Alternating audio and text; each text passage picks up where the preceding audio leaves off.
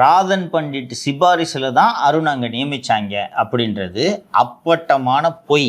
அவர் நியமனமே ததிங்கினத்தம் போட்டு தத்தளிச்சுக்கிட்டு கவுந்து போச்சு. அதான் நினைச்சேன். அவரை முடிக்கவே அங்க எல்லா பேரும் சேர்ந்து பிளான் போட்டு முடிச்சு விட்டாங்க. இப்போது பண்டிட் மீண்டும் ஒரு ஆலோசகர் பணிக்கு வருவதற்கு வாய்ப்பு இருக்கிறது. Vijay அவர்களுக்கா sir?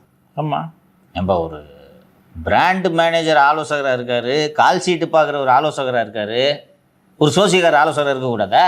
As long as Vijay கரெக்டா இருக்கிற வரைக்கும் யார் வேணாலும் ஆலோசகராக இருந்துட்டு போட்டோம். ஜனநாயகன் தயாரிப்பாளர் டெல்லி பிரதிநிதியாக இருக்கும்போது ஒரு சோசியர் ஆலோசகராக இருக்கக்கூடாதா? அதெல்லாம் கரெக்டாக சொன்னார்னா இருக்கலாமே. At the end of the day Vijay தான் பவர் சென்டர்னா யாருக்கு என்ன ப்ராப்ளம்? அவ்வளோதான். நீங்கள் ஒரு ஃபோட்டோ எடுக்கிற தம்பியை 5 வருஷம் உட்காந்து மிகப்பெரிய பவர் சென்டராக நீங்கள் வச்சுக்கிட்டு இருப்பீங்க. ஃபேஸ்புக்கில் ஃபோட்டோ அப்லோட் பண்ண வந்தானே அவன் தீப்பொறி தினேஷ் அவர்கள்.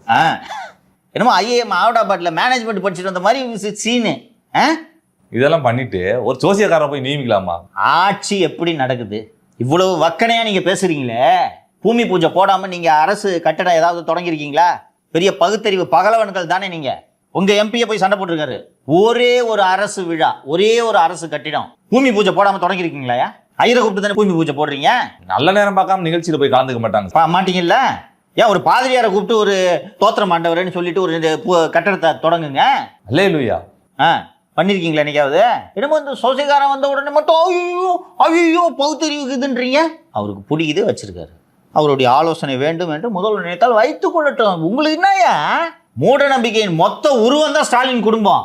எதிரி அழிக்கிறதுக்கு என்ன யாகம்? சூரசம்ஹார யாகமா? என்னமோ ஒரு இழவு யாகம். அந்த யாகத்தை நடத்தி தான் வீணா போச்சு அந்த கட்சி. சத்ரு ஏதோ ஒன்று மறந்து போச்சு, விடுங்க. அதுக்காக திருச்செந்தூர் கோயிலில் காலைல 4 மணிக்கு எவனையுமே உள்ள விடாம நடத்தல நீங்க யாகத்தை. அது உங்க மருமவனுக்கு ஒரு சோசியக்காரனை இது பண்ணா என்னென்னமோ சொல்றீங்க. ஸோ இப்போ அந்த பண்டிதருக்கு மீண்டும் அரசு பதவி கிடைக்கக்கூடிய ஒரு சூழல் எழுந்திருக்கிறது. சரியா? அதுக்கு எடுத்து விடணும். யார் இந்த வேலையை பார்க்கறது? ஜான் ஆரோக்கியசாமி. 2 பேரும் தான் இரட்டை குழல் துப்பாக்கிகள் தான். களை எடுக்கப்பட வேண்டிய கலை மற்றும் ஜான் ஆரோக்கியசாமி வந்தால் நம்ம பவர் போயிடும்ல. விஜய் அவரை கிட்ட டிஸ்கஸ் பண்ண ஆரம்பிச்சிட்டாருன்னா அதுக்கு தான் அதை போட்டு விடுறது. 4 பேருக்கு அப்பாயின்மெண்ட் ஆர்டர் வருது, போடுறாங்கப்பா.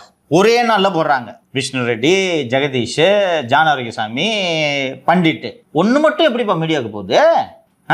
அது மட்டும் பூதாகரமாக வெடிக்குது சார். இப்போ திருப்பி எங்கே வந்துட போகிறாரோ போட்டு விடுவான்.